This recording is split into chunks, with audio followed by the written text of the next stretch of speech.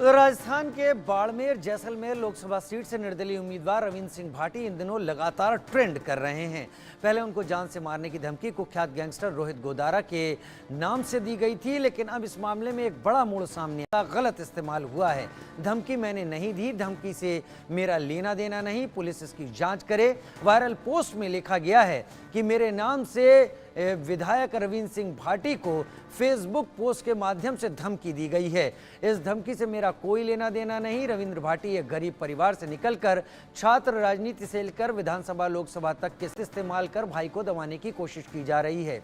ये जो कौम की बात कर रहे हैं, हमारी कोई जाति विशेष से लड़ाई नहीं है, हमारी लड़ाई जग जाहिर है। इस पोस्ट के जरिए पुलिस प्रशासन से अपील करूंगा कि इस धमकी भरे पोस्ट की निष्पक्ष जांच करे। साथ ही हमारे भाई रविंद्र सिंह भाटी को इस राजनीतिक सफर में खूब उन्नति प्राप्त हो।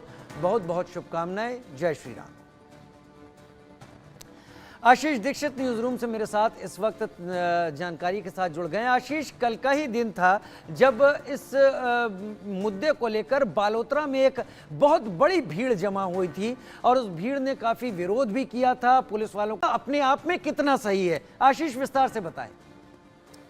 देखिए, जो लॉरेंस बिश्नोई गैंग है उसकी तरफ से दावा किया जा रहा था, एक पोस्ट ये डाला गया है, लेकिन जिस तरीके से जैसलमेर बाड़मेर में जातियों की पॉलिटिक्स हो रही है, मुस्लिम वोटर भी वहां पर है, भाटी समाज के लोग भी हैं, दलित समाज के लोग भी हैं, तमाम तरह के लोग हैं वहां पर वोट डालने के लिए।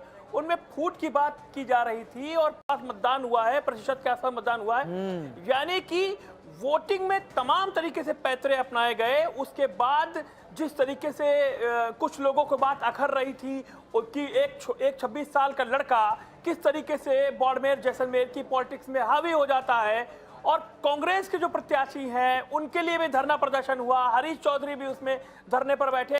तमाम तरीके से सियासी दांवपेच खेले जा रहे हैं। उस बीच ये धमकी भरा पोस्ट आ जाना और लॉरेंस बिश्नोई के गुर्गे के नाम पर आ जाना, और चूंकि भाटी और राजपूत और मुस्लिम तमाम वहां पर जाति समीकरण है, इसलिए वो दबाव की पॉलिटिक्स थी। इसके बाद जब ये चीजें वायरल होने लगी रहा है, ये तमाम चीजें हैं, इनकी जांच पड़ताल होना जरूरी है, क्योंकि सोशल मीडिया पर आप देखते हैं राजीव भाई कि तमाम चीजें रातों रात वायरल हो जाती हैं। उनका पता लगाएं, पड़ताल करें, उससे पहले ही दूसरा एक एंगल सामने आ जाता है। ऐसे में पुलिस को जांच पड़ताल करके पता लगानी चाहिए। एक बात और इंपॉर्टेंट ये है कि जब से ये पोस्ट आया है सोशल मीडिया पर किया, आज भी लगातार एक ट्रेंड कर रहा है, यानी कि ये दबाव की पॉलिटिक्स भी हो सकती है, पार्टी के समर्थक भी कर सकते हैं। वही चीज तो जानना चाहते हैं दर्शकों को। यही मैं आपके जरिए बताना चाहता हूं कि ये पहली बात तो ये सफाई कितनी लॉजिकल है, कितनी सही है, और दूसरा ये जो कुछ हो रहा है क्या ये प्री प्लान्ड है, सब कुछ चीजें तय की गई होंगी? ये भी हो सकता है। ये भी हो सकता है। ये बाड़मेर की सीट है, वहां से जो कांग्रेस के थे अमीन खान, जो बहुत बुजुर्ग हो चुके हैं, वो भाटी के समर्थन में आ चुके हैं, यानी कि इसमें तमाम जातिवादी धर्मवादी एंगल भी आ गया है, और राजपूत और जाट और भाटी तमाम तरह के इसमें एंगल आ चुके हैं। अब सुरक्षा लेने के लिए पोस्ट किया गया है, ये सुरक्षा हटाने के लिए किया गया। जो इशारा आप दे रहे हैं पुलिस को भी, और इसमें ऐसा लगता है कि चीजें बहुत सरप्राइजिंग फैक्ट के रूप में जांच के सामने निकल सकती हैं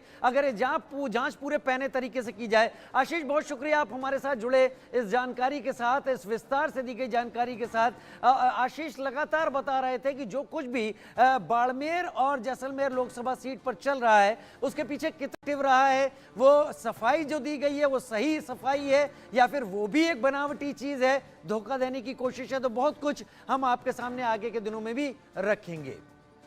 और अब इसी के साथ हमारी आज की खास पेशकश आंख कान खोल के में फिलहाल के लिए इतना ही।